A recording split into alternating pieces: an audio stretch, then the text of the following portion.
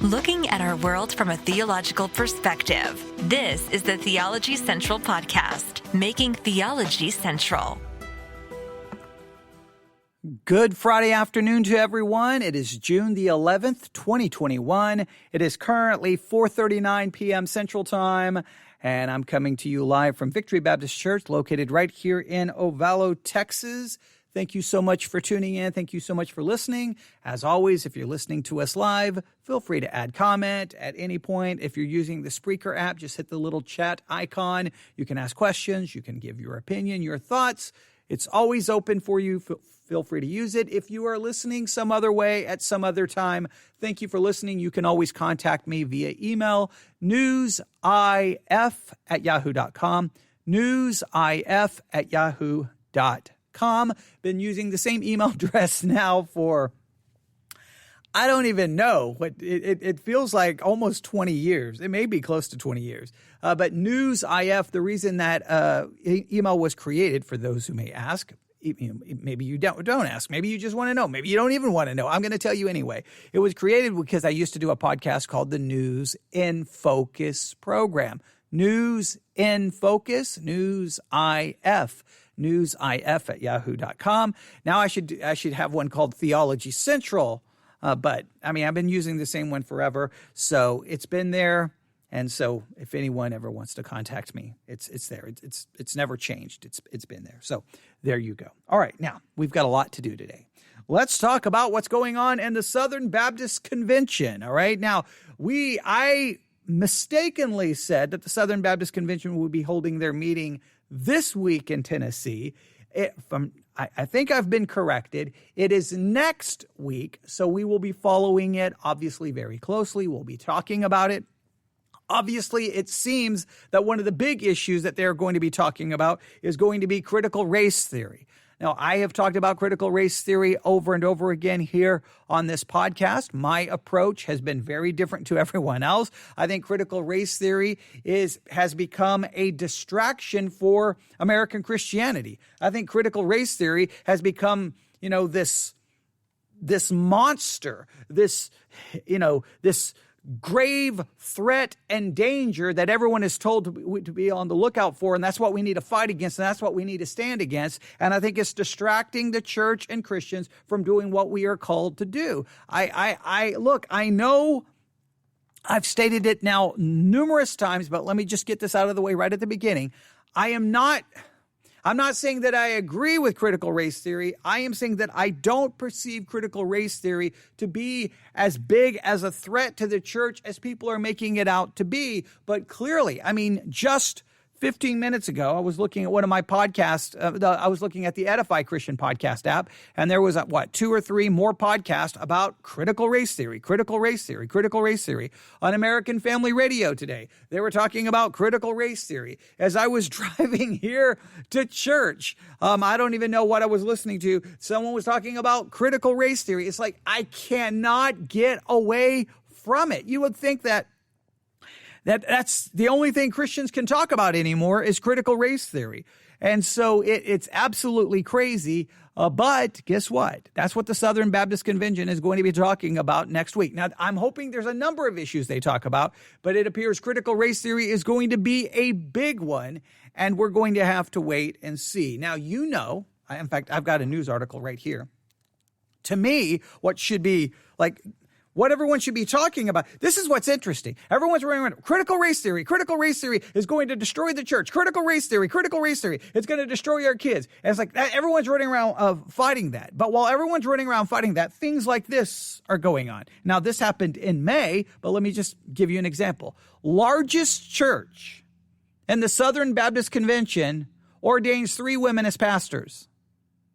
The largest church in the Southern Baptist Convention ordains 3 women as pastors. Now, you know what church I'm referring to. I'm referring to Rick Warren's church, Saddleback Church. Here's the story.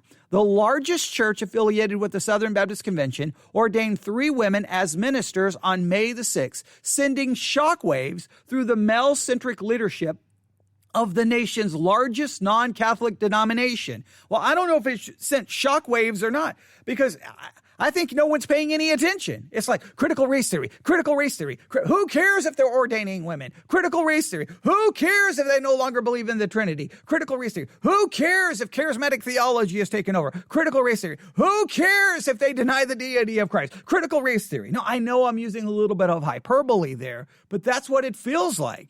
This story about Rick Warren was like, it just kind of a little blip on the radar and everyone moved on. And now okay, the Southern Baptists going to meet next week and critical race theory. and it's just crazy. But let me continue with this story. A Saddleback Church founded by Pastor Rick Warren and his wife Kay in 1980 announced on Facebook that on May the 6th, it had ordained 3 women as ministers in a historic night. So my question is, Southern Baptist Convention, what are you going to do? Are you going to stand against it? Are you going to condemn it? Are you going to allow it? If you allow it, then for all practical purposes, the Southern Baptist would be the largest non-Catholic denomination, the largest non-Catholic Protestant denomination, and the Southern Baptist would now be the largest Protestant denomination that supports and okays the ordination of women.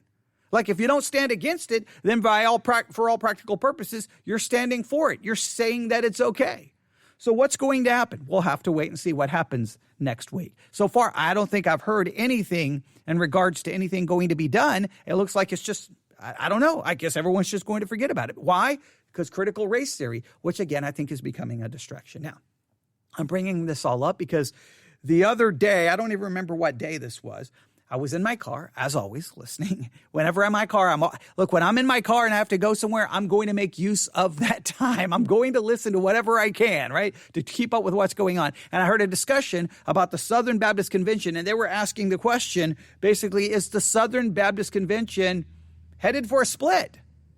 Is a split coming to the largest non-Catholic denomination in American Christianity? Okay, now this is very important because it just talks about it as another sign of what's going on within Christianity. So we're going to listen to a little bit of this. They labeled this, and it's like an hour-long segment. They label it, is the Southern Baptist Convention going to split?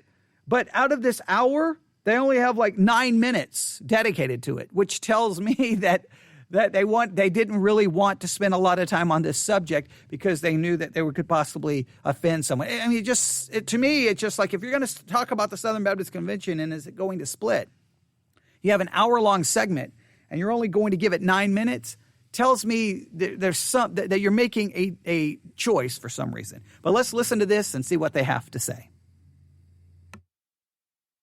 All right, Fred, next story. Well, in about a week's time, thousands, 12,000, 13,000, 14,000, close to it, Southern Baptists are going to be gathering in Nashville, Tennessee for their annual meeting. Now, you will remember last year they didn't hold it because of the pandemic, so it's been 2019. But they are going, and the reason there are so many, this is the largest crowd of messengers since, I think, 1995. That's what they call those who attend? Rather than delegates, they call them messengers. Okay. And a lot of it has to do with the controversy, and one of the pivotal points of the controversy is Dr. Russell Moore, who in the last 10 days or so stepped down as the Ethics and Religious Liberty Commission. I love that guy. I do.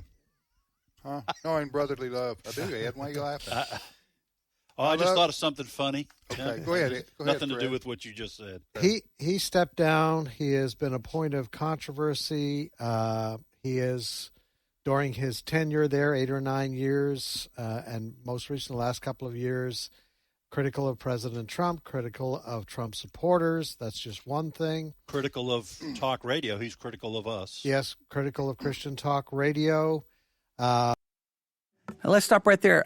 I'm critical of Christian talk radio because Christian talk radio, especially these guys on American Family Radio, it's not Christian talk. It's political talk. It doesn't, in many cases, it does not reflect a historical, biblical Christian point of view. It reflects a conservative Republican point of view. So a lot of people can be critical of it. So, there's a lot of us who are critical of it because you think you're doing Christian talk, and I think in many cases you're doing political talk. And there is a big difference between the two. He is, some would say, an open borders guy. He was critical of President Trump on that front. And so, for the most part, just to kind of sum up, he was the way people described him is he was one of those taking the Southern Baptist Convention into wokeness, to use that term. Yes, and he was doing so with pride. And he was doing so with pride. He resigned about 10 days ago. He's now going to work for the publication Christianity Today. I understand he has joined another church in the Nashville area, not a Southern Baptist church. A couple of days after. So Russell Moore appears to have left the Southern Baptist. There's another, Beth Moore left the Southern Baptist. Will Rick Warren's church leave the Southern Baptist? Now, some of these big names, well, Beth Moore, big name. Russell Moore, somewhat a big name. Rick Warren, a gigantic name. If Rick Warren's church leaves the Southern Baptist Convention or is forced out, you see now where you start going, wait a minute, you got big names leaving. So how many more people leave, or does a whole group leave, and do you end up with a split? How is the convention going to respond to this? How are they going to respond to these controversies? You got the critical race theory controversy, you got the Rick Warren controversy, and you got Russell Moore and a lot of his criticisms leveled at the Southern Baptist Convention, and he had a lot of them. Some of his criticisms would be their politics. There's been a lot of criticism raised by a number of individuals and how Southern Baptists have handled reports of sexual abuse. There's a lot of issues going around. How are they going to handle this, and what does it mean for that convention? Let's continue listening. Problem? Why? What's the problem now then, since he's left? Well, the problem is a couple of days after he left, a letter that he wrote about 14 months ago to the trustees of the Ethics and Religious Liberty Commission. In that letter that mysteriously got released just days after he announced his resignation, he tore apart segments of the Southern Baptist Church. He said there wasn't enough solid reaction to allegations about sexual abuse in Southern Baptist churches. He also basically indicated there are still racist. There's a problem with racism, white supremacy in the Southern Baptist Church. And then just a couple of days ago, on May 31st, he wrote a letter to the president of the Southern Baptist Convention, J.D. Greer, where he started to name people that he didn't like. And one of the names that he named, apparently in this second letter, was Mike Stone. Now, Mike Stone is the pastor of Emmanuel Baptist Church in Blacksburg, Georgia. He is a candidate to be the next president of the Southern Baptist Convention, but also he chaired a committee that investigated what was going on with the Ethics and Religious Liberty Commission. For those who aren't Baptists, okay, or those who don't follow this closely, I just want to set this up real quickly because people need to understand, because they're going, man, y'all are getting really inside baseball with the SBC here. Mm-hmm. Okay. There's the Southern Baptist Convention. As an arm of that is something called the Ethics and Religious Liberty Commission. Correct. They basically are the activist. They're the educational and activist arm of the Southern Baptist Convention on moral issues, life, liberty, religious freedom, all those things. Dr. Richard Land used to head them up. We worked with him all the time. Great guy. They were doing great work. Along comes Dr. Russell Moore 10 years ago or so, and he won't even return my phone calls because he didn't want to work with Wildman or American Family Association. This is a guy with a... Now, I have to laugh here because, they won't even return our phone calls because American Family Radio, you should return their phone calls. When they call you, you should return. I find it interesting because when I've written emails pointing out some major issues with things that they've said, they don't respond to my emails. Now, see, I guess because I'm not American Family Radio, because I'm just a nobody sitting behind a microphone in an empty church in the middle of nowhere, Texas, I'm not worthy of response. But when someone doesn't respond to American Family Radio, they get bothered because he won't even return my phone calls. We're American Family Radio. Why wouldn't you return our phone calls? See, I just find it interesting. They won't respond whenever I've emailed them going, hey, what in the world is that? Wait, what did you just say? Wait a minute, that came out to be false. Are you going to issue an apology? Wait, that's not... Nope, They will not even respond. So I find it funny to hear them complain about people not responding, so yeah. All right. Let's continue. Southern Baptist Convention. Yes. Tony Perkins told me the same thing. Guy won't talk to me. So here's the guy representing the Southern Baptist Convention on issues that AFA works on, FRC works on, and so forth. And he won't even, I called him twice. He wouldn't even call me back. His secretary gave me some lame excuse. We offered to go when he was available, and we would drive up to Nashville. Yeah. Our own time. So, and then he goes on and criticizes Christian radio, criticizes, he's a never Trumper. I mean, on a host of issues, he's pushing the white people are racist all the time, garbage. I mean, I've simplified that here right there. But what he was doing, the reason his name kept being a flashpoint is, here's a guy getting $3 to $4 million to run an agency every year from people who tithe in Southern Baptist churches, and he's basically fighting against the things that those people who write him checks believe in. That's right. Now, let's stop right here, because now we get into this is a conversation I have all the time. This is what I love to say. So they're upset about Russell Moore, because Russell Moore, he was going against what the Southern Baptists were doing. He was getting all of this money from people who tithe, and he was going against what they want. Okay, well, what was Rick Warren doing? Is all the people who tithe in the Southern Baptist churches, do they want a church, a part of their convention that's ordaining women? Yes or no? But here's the thing. This is what I have to point this out. It is depressing. It is discouraging. I know people don't like to hear this. I know it leads people to dark places. But this is where I throw my hands up with the whole concept of church in 2021. And look, I believe in the local church. I do believe in the local church. But I always hear that, a church needs to be a part of this organization. It needs this, and it needs this kind of church structure, and it needs this, and it needs, everyone wants, you need some kind of authority. You've got to be held accountable, and you got this, you got this. Well, look at all these denominations. It doesn't matter the structure you have in place. Doesn't matter the organizational structure. Doesn't matter the levels of authority. People are going to do what they want. So there you had him standing against the very things that many in the Southern Baptist Church want. He gets upset. He doesn't like it. He just leaves. Okay, well, you get someone else in. Well, then everyone just does what they want. That's the bottom line.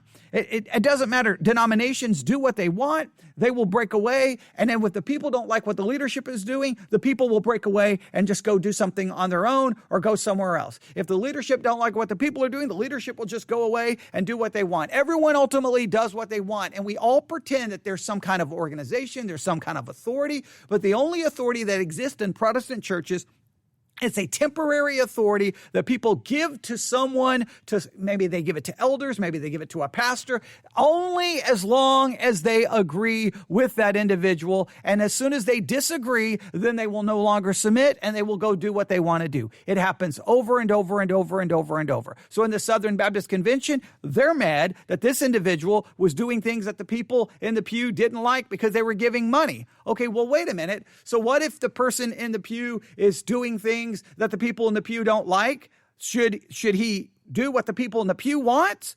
Is that where he gets his marching orders, or should he do what he thinks is right biblically? I know that they don't realize what they're doing there, but they're setting up the idea. Well, wait, the people who are paying the tithes, you're going against what they want. So why even have church leadership? So the church should do what the people in the pew want, right? No, they say, no. Well, then why even bring that up? So how should the church operate? Pastors, denominational leaders, you do what the people want. They pay the tithes, you do what they want. Well, so what if they want, they're upset because he was trying to, quote unquote, take the church in a woke direction. Okay, well, what if the people in the pew want to go in a woke direction? Do you then take the church? Well, I mean, so when do the people matter? When do the people not matter? See, the people matter when you like what the people want. But when the people want something that you don't like, then the people in the pew don't matter. It's just, the whole thing, to me, it's so political. I hate the whole thing. Everyone talks about, you need the right kind of church structure and you need the right kind of church leadership. You get the right kind of church structure, you get the right kind of church leadership, and guess what? It will still fall apart and implode because it's only there as long as someone lets it be there. I've said it so many times as a pastor, you know how much authority I have? I only have the authority that the people give me, because the minute they don't like my authority, they just pack up and go somewhere else. Or they can force me out. Or they can all just leave, and I'm left with no one. So it's like we always say, well, the church has an authority. How much authority? Because the minute you disagree, then you can walk away. The authority belongs to the individual in the Protestant world. I don't care all the structures all the time. And here's what we see in the Southern Baptist Convention. Well, what are we seeing in the Methodists right now? Hey, we don't like what we're going to split this direction. We're going to go this direction. Southern Baptist, we don't like this. We don't like. I mean, Rick Warren, he didn't submit to the Southern Baptist Convention. He ordained 3 women. Everyone just does what they want. You see what I'm saying? Yeah. Yes. So that's the whole controversy, and it became a big one, a big stink inside the Southern Baptist Convention. And what happened was churches, individual Southern Baptist churches began to respond by withholding funds. Yes. From the pot of money that funds missions and funds the ERLC. And Dr. Moore didn't like the fact that he was being held to account. Yes. He didn't like being investigated by the church. So what's happened is that's been a source of controversy. Now, he left. Russell Moore left. Yes. Left the denomination evidently now and has gotten a new job. However, there are a large number. He's fired some parting shots, right? He's fired some parting shots. There is no question a division in the. Now, and let's just stop right here. So the people didn't like what Russell Moore was doing, so they started withholding money. Created a big controversy. And so on one hand, they're almost, they see in this case, they almost support it because they didn't like what Russell Moore was doing. So, hey, the people with withholding money. But if you're withholding money, then you're no longer being submissive to that leadership. And so you're fighting against it, you're protesting it. Okay, well, what if the church was like, you know what? We're going to continue to condemn homosexuality. What if all the people in the pew are like, nope, we don't want you to condemn homosexuality, so we're just going to withhold money. So then who ultimately is in charge? It's the people who are in charge. So I think all forms of church leadership, it's just pretend. It's just there for show. Everyone does what they want. And it just drives me crazy. I know it's depressing, but at some point we just have to acknowledge the game that people play with all of this. I mean, I've seen churches with elder rule split. I've seen churches with pastor rule split. I've seen churches congregational led split. I've seen denominations split. You name it, they split because people ultimately do what they want. The Southern Baptist Convention. I was filling in for Sandy Rios this morning. I had a conversation with Pastor Mike Stone because he was part of the committee that investigated the ERLC. And I said, regardless of what happens next week, do you believe there will eventually be a split in the Southern Baptist Convention? In other words, a group will leave, a group will stay. And this was his response. I do not use the word split, but I've been asked this question many times. I do think that we are headed for at least a very significant splintering because Southern Baptists, we are actually a cooperating network of independent and autonomous Southern Baptist churches. There's no pew tax, there are no membership dues. So Southern Baptist churches can vote with their feet and they vote with their pocketbook. We actually see a great divide coming in the Southern Baptist Convention. I think it is in many ways a fulfillment of a question that Amos asked centuries ago, how can two walk together unless they be in agreement? And Southern Baptists have just so many fault lines in front of us today. All right, so there you have it. One other issue that is, and this goes back to the convention in 2019, Resolution 9. We've talked about it on the air many times. Resolution 9, 2019, in the original writing was the Southern Baptist Convention should speak out against critical race theory. But by the time the platform at that convention got through with that resolution, they twisted it all around, and then the resolution read, it's a useful tool, critical race theory. Well, things have blown up. Who was behind that? Dr. Russell Moore?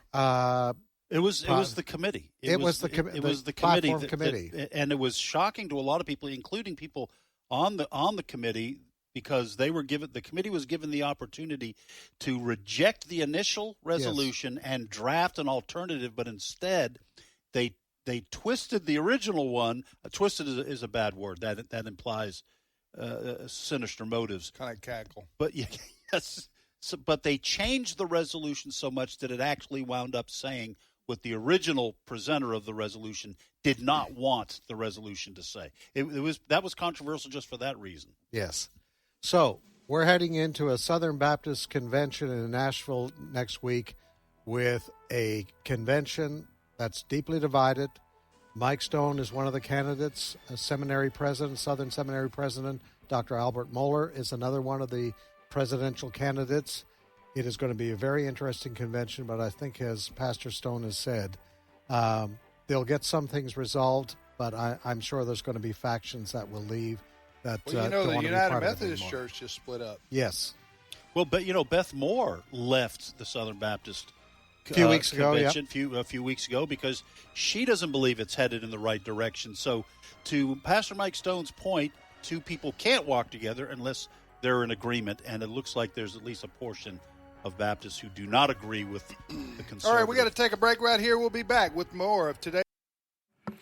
Well, there you have it. They didn't spend much time with it. It's just weird that they labeled the segment about the Southern Baptist Convention. It's an hour long, and they spend like 9 minutes on it. That's one of those like weird, like what was your choice? Why did you do that? Why wouldn't you dedicate the whole, at least half of it to it? It's really, really weird. But there you have it. There is their discussion on the Southern Baptist Convention. The takeaways I want is, one, we want to pay close attention to what happens next week in the Southern Baptist Convention.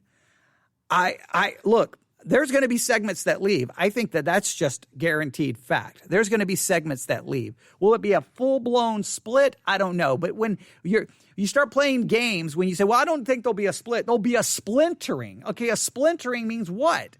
Like, what does that mean for the convention? What is even the purpose of the convention or the denomination, especially if the churches are somehow, autonomous anyway? I don't even understand why. Just be an independent church. You're like, well, no, we've got to work together. What you work together for what? And guess what wasn't even mentioned in that entire segment? Rick Warren was not even mentioned in that entire segment, and I can tell you partially why, because guess who airs on American Family Radio every Sunday morning? Oh, yeah, Rick Warren airs on American Family Radio. So let's not talk about him. Why not? That's a major issue. Is the ordaining of women correct, or is it wrong? See, and so we're going to talk about critical race theory. So, quote unquote, let's not go woke. We don't want to go woke. I don't know if they're going to even handle how sexual, abuse and assault has been handled in the Southern Baptist Convention. I don't even know if they're going to handle that correctly. But, the Rick Warren thing, that's not even appearing on the radar. That's not even appearing on the radar. And that comes down to hermeneutics, what you believe about inspiration of Scripture. That, to me, is far more fundamental than the critical race theory, or whether the church is going woke or not woke. The issues are, how do we handle the Scriptures? How do we interpret the Scriptures? Let's start with something simple. Who can be a pastor and who can't be a pastor? Let's start with that. And if we can't agree on that, then all the other issues just become noise, because there's something deeper wrong in the Southern Baptist Convention. And there's been something there that theologically the Southern Baptist Church it's a mess. There's all kinds of theologies in Southern Baptist churches. There's almost no consistency. You can walk into one, it'll be extremely Calvinistic. Walk into another one, become extremely Arminian, semi-Pelagian, almost full-blown Pelagian. You'll walk into another one and you'll think, wait, is this a Baptist church or a charismatic church? It's all over there. And now you can walk into a Southern Baptist church and they've ordained women as ministers. So what is even the point of being a convention? How can two walk together unless they agree? Well, it appears that you can't agree on anything. So how are you even walking together? What is even the point? So the whole Southern Baptist Convention is a mess. The Methodists, their whole thing is a mess. And this is happening all over the place. And I just want to say, I know this makes Protestants mad, but Protestants, we create churches, we create church governments, we create denominations. We create whatever structure you want to place there, and we say, oh, there is authority, there is structure. But I'm telling you, the authority is only there as long as the people will let it be. And when the people decide they don't want to submit to it, they'll walk right away and go start another church, go start another denomination. And then that one will split, and then there'll be 2, and then there'll be 3, and then there'll be 4. It just never stops. So the authority to me is just, what is there any real authority? Is there any real meaning to any of it? It just seems so much politics, and there's so much to it that I just cannot stand. And you say, well, what should the church look like? Well, we could have that. I'll let you tell me what you think, but the Southern Baptist situation is a mess, and we will continue to follow it and report on it as things develop. Like I said, I know we at least have one listener who's a member of a Southern Baptist church. I believe his pastor is going to be at the convention, and I think he'll be back in town. He's out of town right now. I think he'll be back in town in Tennessee. I think he'll be back there next week. So we may be able to get a lot of pretty up-to-the-minute updates. And if that all works out, then I'll be turning on the microphone, and we'll be talking about it a lot. And we'll just see what happens. And sadly, I think what we're going to see is as they stated, a splintering. I'll use that word, a splintering, which I don't know. I mean, how many splinters can you get before the board splits, right? I mean, how much splintering can occur in a convention, in a denomination, before you have to classify it as a split? I don't know, but it's something to wait and see. But you just want to just look at what's going on in the churches all around you, and I'm telling you, it is a mess. You can email me your thoughts to newsif@yahoo.com, newsif@yahoo.com. All right, thanks for listening. God bless.